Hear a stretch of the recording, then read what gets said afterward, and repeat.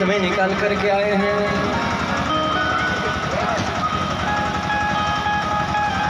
मनुष्यत्वं मोक्षत्वं महापुरुष संशयः।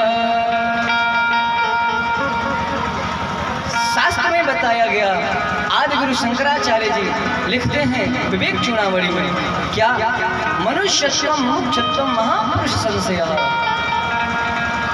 शास्त्र में 3 बातें अति दुर्लभ है। कौन कौन सा?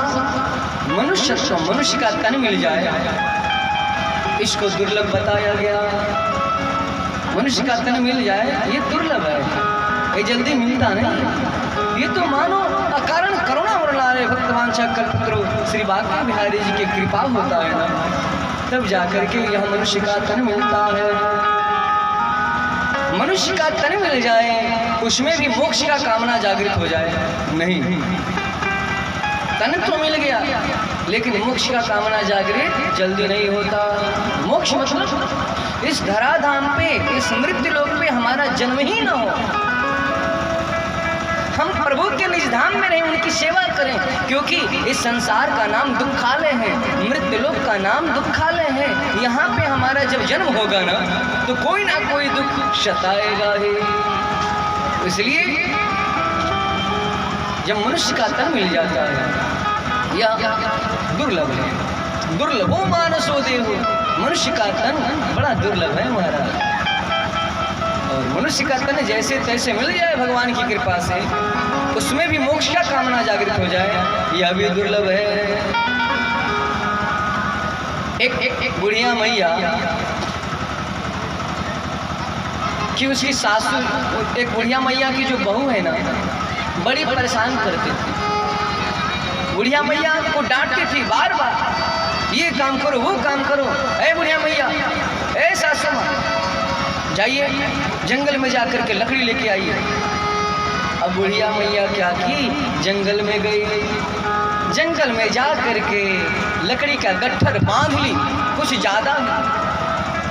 ध्यान से सुनिए, बुढ़िया मैया जंगल में गई, लकड़ी का गट्ठर ज्यादा बांध ली और उठा रही है तो लकड़ी का गट्ठर उठ नहीं रहा था।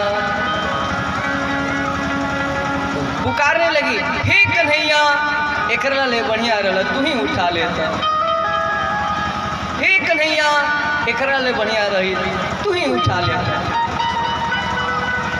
भगवान बोले, अरे ये बुढ़िया मैया के मन में मोक्ष का कामना जागृत हुआ है कि मुक्ति हो जाए इसका, ये पुकार रही है मुझे। तुरंत भगवान प्रकट हो गए वहां पर, बोले बुढ़िया मैया से, ओ बुढ़िया मैया चलो हम आपको लेके चलेंगे। तो बुढ़िया मैया पता है क्या बोली? बोली कि करा कर ले जी को, कि करा के। भगवान बोले, अभी ना आप बुलाई, हे कन्हैया ये करा ले बढ़िया रही तू ही उठा लेता। तो बुढ़िया मैया बोली, हम अपना के थोड़े कहतन, अई गठरिया के कहतन, लकड़िया के गट्ठर के। हाँ, तो कितना भी घर पे बहू सताए, पुत्र सताए, लेकिन मन में मोक्ष का कामना जागृत नहीं होता कि हे प्रभु मेरा मोक्ष हो जाए, मुक्ति हो जाए। ऐसा एकाध साधु संत ही हैं जिनके मन में विचार आता है कि हमारी मुक्ति हो जाए, मोक्ष हो जाए। घर में भाई खटपट, तो चल बाबा के मठ पे। दादाजी नाराज हो गए घर से, चल दिए स्टेशन पे कि अब जा रहे हैं हम मठ पकड़ेंगे। लेकिन वहाँ पे बैठ गए स्टेशन पे और सोचने लगे क्या कि चलो मेरा पुत्र ना मुझे कुछ बोला, मेरी बहू ना बोली है, मेरा छोटा सा नन्हा सा वो नाती क्या बिगाड़ा है। तो अब नाती के मुंह में फिर चले आए घर पे। तो ये मोह ममता ऐसी है जिसके कारण हमारे हृदय में मोक्ष की कामना जागृत नहीं होती है। भूल से यदि आप पंडित जी को प्रणाम कर रहे हैं और पंडित जी के मुख से भूल से निकल गया कि आपका मुक्ति हो जाए, मोक्ष हो जाए, हे पंडित जी काल समरो के गोड़ ना लगो, कहे तुरंत जीते जी मुआवत है। अरे महाराज, मुक्ति मोक्ष क्या, इस धराधाम पे हमारा जन्म होगा तो हमें दुख कष्ट भोगना ही पड़ेगा, चाहे लाख पैसा है ना, तो कोई ना कोई रोग घेर लेगा हमारे शरीर में, तो तन से परेशान हो जाएंगे। कोई ना कोई यहाँ पे दुख है ही, दुख सताएगी।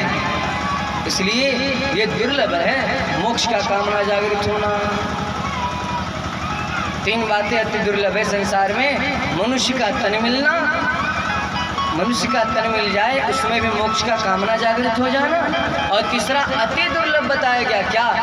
महापुरुष संशय, महापुरुषों की संगत। जल्दी अच्छे साधु संतों की संगत नहीं मिलती है, वो लोग भटक रहे हैं। सब लोग भर मारे, आइए मेरे यहाँ आपका काम हो जाएगा, आइए मेरे यहाँ आपका काम बन जाएगा चकाचक, आपको कहीं भटकना नहीं पड़ेगा। तो ऐसे करके लोग दुनिया वालों को मूर्ख बना रहे हैं।